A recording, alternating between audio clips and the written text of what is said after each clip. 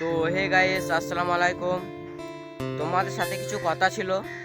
এই যে তোমাদের খ্যাপামুগিরি রোগ, শালা আমি বুঝতে পারি না তোমাদের খ্যাপামুগিরি রোগটা কেন হচ্ছে, হাতের রোগটা কেন হচ্ছে।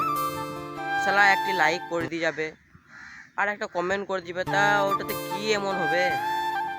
লাইক তো করছো না, কমেন্ট করছো না কেন? লাইক করতে কি পয়সা লাগবে?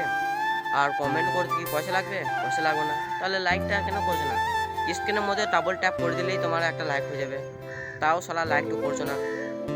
হ্যাঁ, ওটা ছেড়ে দিলাম, এই কমেন্টটাকে ছেড়ে দিলাম, একটা অন্তত লাইক তো করে দিয়ে যাও ছোটো ভাই হিসাবে। একটা লাইক করে দিয়ে যাও। দেখো তোমাদের ওই একটা লাইকে আমার একদিন 1K, 10K, 26K, 27K, 100, 300 আরও কত যাবে। সেই লাইকগুলো দেখে আমার মনটা এত ভরে যাবে, তখন আমাকে মনে হবে ইয়ার চেয়ে আরও বেশি মেহনত করি। আমাকে আমার ফ্যামিলির মধ্যে থেকে এত সাপোর্ট দিচ্ছে, এত ভালোবাসা দিচ্ছে, তার মানে আমি ইয়ার চেয়ে আরও বেশি ইন্টারেস্টিং ভিডিও তোমাদেরকে আমি দেবো।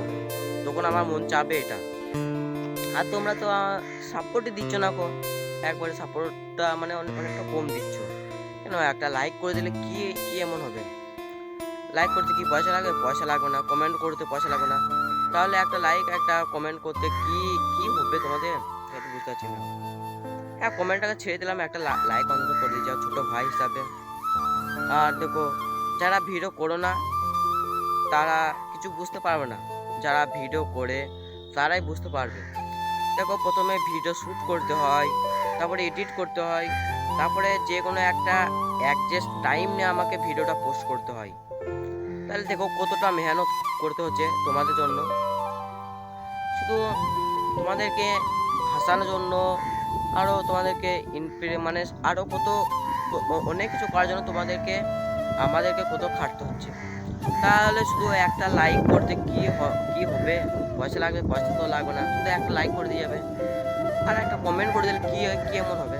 তার জন্য বলছি, এবার থেকে তোমরা আমার সব ভিডিওতে ছোট ভাই হিসাবে একটা লাইক একটা কমেন্ট করে দিয়ে যাবে প্লিজ। আর তোমাদের মন মার্জি, ফলোটা করবে না করবে সেটাও তোমাদের মন মার্জি। তো বাই।